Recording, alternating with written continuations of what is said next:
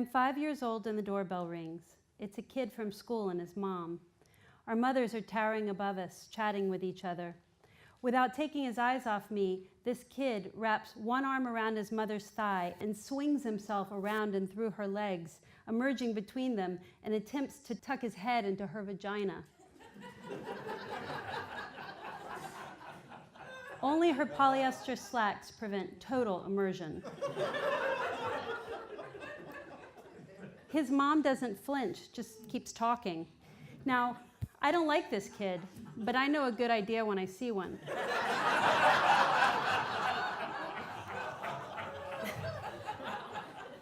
Wrapped around mama, it looks like heaven. The next day, my mom is at the door again, talking to a neighbor. Her legs are planted and spread slightly, and I seize my opportunity, moving from behind and grabbing onto both of her meaty mom thighs. I'm just going for it. So fast, she grabs me and yanks me out of there, hard, holding me at arm's length and squinting at me like she's never seen me before, like I'm a new species. What are you doing? Suddenly, I don't know what I'm doing. I feel as if something obscene has transpired between us, and I am solely responsible for this grave transgression. My mother is from Phoenix City, Alabama, and I grew up spending summers there. It's heaven to me because it's where Granny lives, and I love my Granny. We watch soap operas and eat Alabama scrambled dogs at the 14th Street Grill.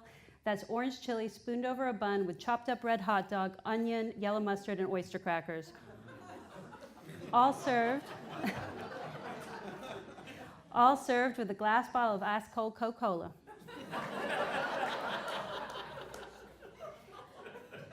Even as a little girl, I'm obsessed with story, with narrative and history. I sit perched on porches, snapping pole beans into metal mixing bowls, listening to my Granny and her sisters trade stories back and forth of drug-addled cousins who go mad and drown themselves or shoot themselves in the backyard, an aunt who is a child in the mind, and poor Uncle Jimmy, shot dead in a juke joint.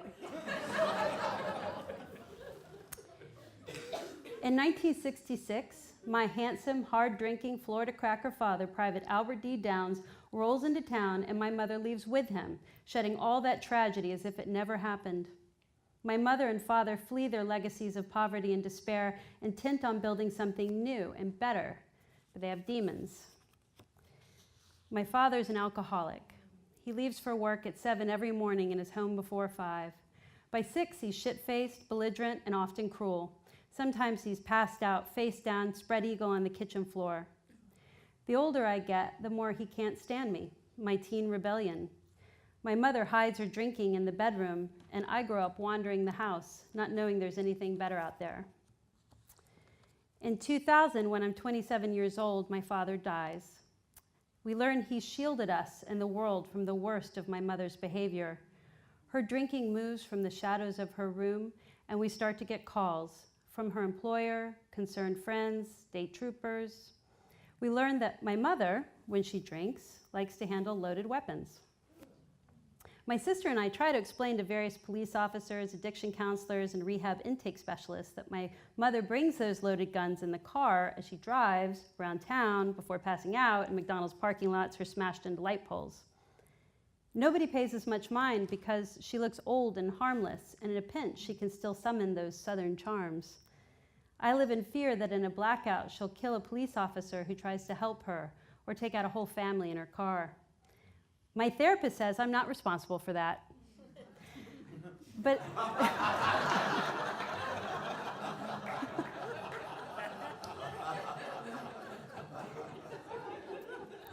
it's hard for me to accept that my desire to avert sure disaster is just a remnant of my ACOA syndrome and not basic math. In 2003, I meet a sweet and handsome classical cellist named Marlon. He treats me not like a self-destructive floozy, which I am,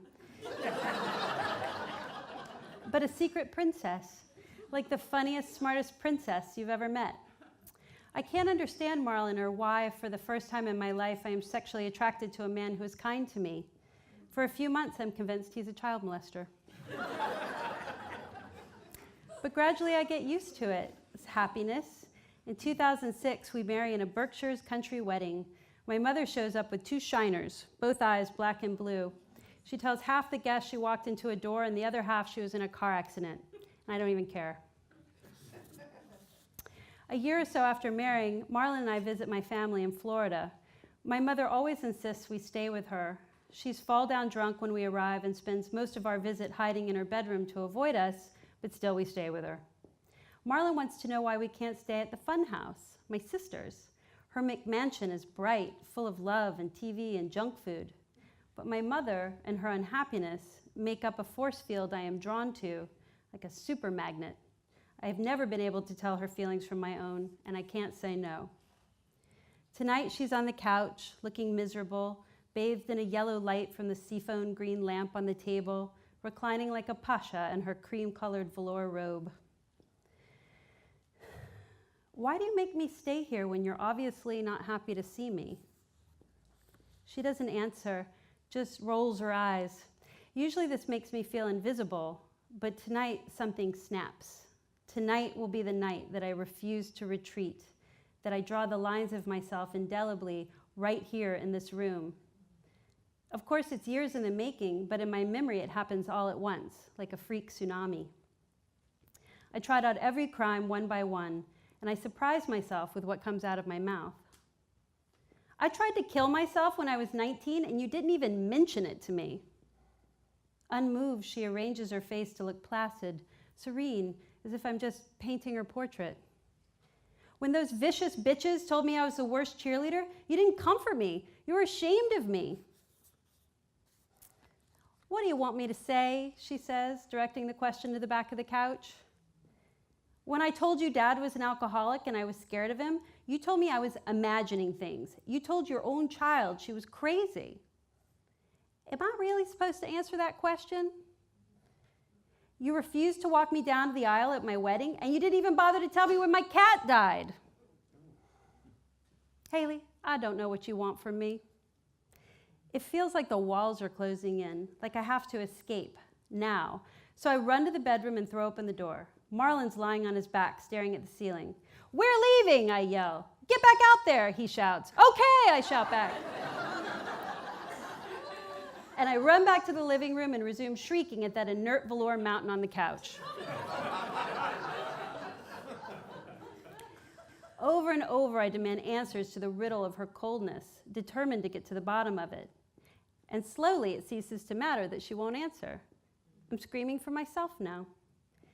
Finally, when I'm exhausted, throat hoarse, disgusted with her and myself, she turns to face me. She looks me in the eyes for the first time all night. She looks sad. Hayley, she says, I can't do more than this. I can't do more than this. It kind of sounds the same, but actually it's the answer I'm looking for. I've been asking her to reach down deep and find the lost maternal figure, my protector, raise her from the dead, and put her on trial for desertion. But this is my mother.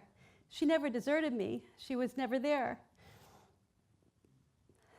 And maybe it's not that she didn't want to. Maybe she did, but she couldn't. She can't, because she isn't. It's the truest thing she ever said. My mother was my first love, and I loved her blindly. I didn't receive the love I gave in return, not really, and it was excruciating, a primal mystery I spent most of my life trying to solve until that night. And I'm grateful for that moment of clarity in her, because it finally called off the search for me. Thank you.